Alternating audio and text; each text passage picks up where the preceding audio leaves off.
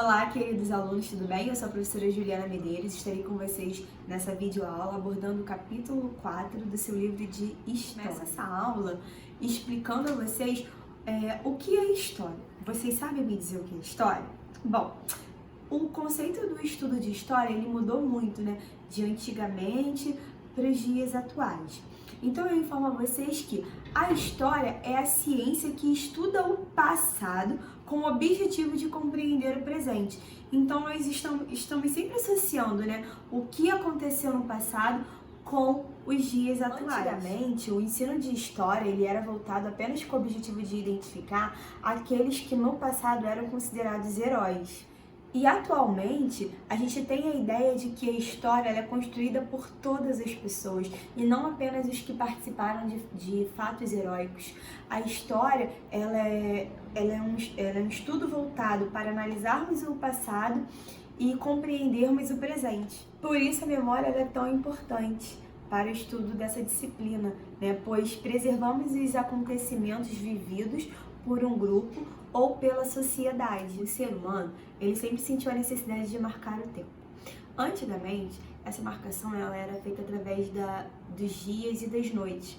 Depois, eles começaram a perceber as mudanças climáticas, né, que são as estações do ano, que nós temos a primavera, verão, outono, inverno. Hoje em dia, o nosso tempo ele é marcado pelas unidades de medidas, que são os dias, as semanas, os meses, os anos. E também nós temos essa marcação por períodos mais longos, que são as décadas, né, que é a cada 10 e 10 anos, os séculos, que ocorre de 100 em 100 anos, e os milênios, que essa marcação é feita a cada 1000 anos. Historicamente falando, né, com todos os registros que nós temos nos livros didáticos, a cada momento a gente está estudando um determinado acontecimento que já aconteceu, que já existiu e que tem relação no nosso presente. Hoje nós estamos vivendo a idade contemporânea, a idade moderna, né?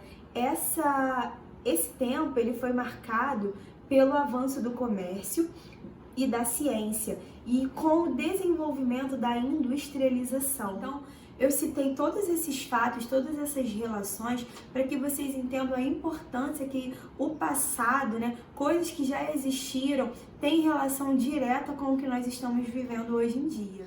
Na página 57 do capítulo 4 do seu livro de História, nós temos o Desvendando o Passado. Observamos a importância dos vestígios históricos para a construção da história. O que são esses vestígios? Esses vestígios, eles são marcas que foram deixadas por grupos humanos que viveram no passado.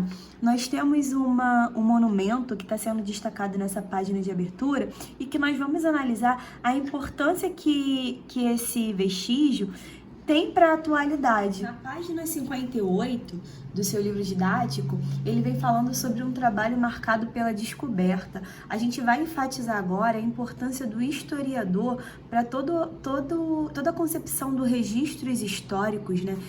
Que são fontes de pesquisas que nos faz compreender toda a relação do passado com o presente. E essa relação, ela é construída de diversas formas, né? Ela tem várias realidades. O mesmo acontecimento, ele pode ser interpretado de formas diferentes, pois não apresenta uma única versão. Por isso, é tão importante destacarmos o papel do historiador. Na página 59 do seu livro, ele destaca as fontes históricas, né? Que para produzir conhecimento histórico, o historiador precisa investigar os vestígios deixados pelos seres humanos ao longo do tempo. Esses vestígios, eles podem ser materiais ou imateriais. Os vestígios materiais, eles são marcas concretas da existência humana. Nós temos exemplos disso como documentos, cartas, monumentos, igrejas, palácios. Ou as fontes imateriais, que são vestígios da ação humana no que diz respeito aos saberes, ao modo de fazer, a manifestações culturais. Alguns exemplos disso são as lendas, os relatos orais, as músicas, as crenças. Na página 61 do seu livro de História, na questão 1, ele aborda em um dicionário a definição de fontes históricas. E ele pede para que você explique por que as fontes históricas são a base do trabalho de um historiador? Bom, porque elas são os vestígios, né? São as marcas deixadas pela sociedade por uma determinada civilização que esteve presente em uma região. E a partir dela é que se faz a história. Então as fontes, esses vestígios, eles são fundamentais, são a base do trabalho do historiador para desvendar a história.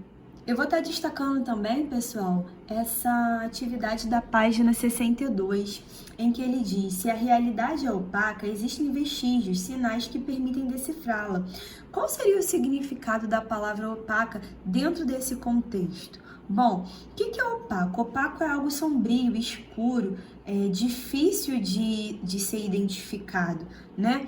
Então, na letra B, o que seria então a realidade opaca, mencionada pelo historiador na frase acima, é algo que é de difícil entendimento, é algo que não está claro, é algo que está obscuro.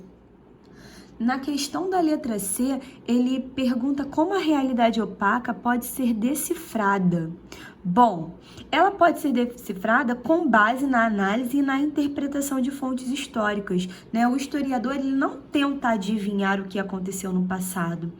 Na verdade, ele se baseia através das fontes para interpretar os acontecimentos vividos no passado. Na página 63, eu acho bem legal essa atividade, onde vocês irão atuar como um historiador.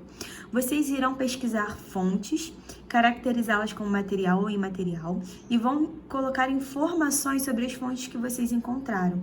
Bom, vou explicar passo a passo como vocês irão fazer. Vocês vão destacar 4 fontes sobre a sua vida. Que tipos de fontes podem ser essas? Você pode fazer uma entrevista com sua mãe, com seu pai, com seus avós. Você pode colocar uma imagem, uma fotografia que você tem da sua infância. Você pode colocar um documento, né, que define o seu grau de parentesco. Você pode estar colocando uma roupinha, né, que é uma fonte material que você tem guardado até hoje. E aí você vai caracterizar, né? Se for um relato, uma entrevista, você vai, obviamente, que ele vai ser uma fonte imaterial. Se for uma fotografia ou um documento, essa fonte é material. E ao lado você vai colocar as informações sobre cada fonte encontrada, sobre a sua vida. Lá na página 65 do seu livro didático, o livro vem abordando uma notícia, né, com dados recolhidos pelo IBGE sobre as características sociais e econômicas da população brasileira. Eu destaquei essa abordagem porque é bem bacana a pergunta, né? Ele, na questão A, ele pergunta se a notícia reproduzida pode ser considerada uma fonte histórica. Sim, ela pode ser considerada e ela é uma fonte histórica, porque ela fornece informações sobre o Brasil. Após você ler a notícia, você vai interpretá-la e vai responder a letra B, em que a alternativa correta é que no Brasil, brancos e negros recebem salários desiguais. Essa interpretação ela está no segundo parágrafo da notícia, em que especialistas apontam que desigualdades históricas estão por trás das grandes disparidades enfrentadas pelos negros no mercado de trabalho. O menor acesso à educação é um deles, bem como a condição de vida mais precária. A questão C, ela pergunta como as fontes apresentadas na atividade da página anterior podem ajudar a entender a situação social apresentada na notícia desta atividade. Bom, como falei no início do vídeo, né? Estudamos o passado para compreendermos melhor o presente. Então, essa seria a resposta mais adequada para essa pergunta. Então, pessoal, eu finalizo o capítulo 4 aqui. Eu espero ter sido bem clara nas explicações das atividades que eu destaquei. E até a próxima videoaula.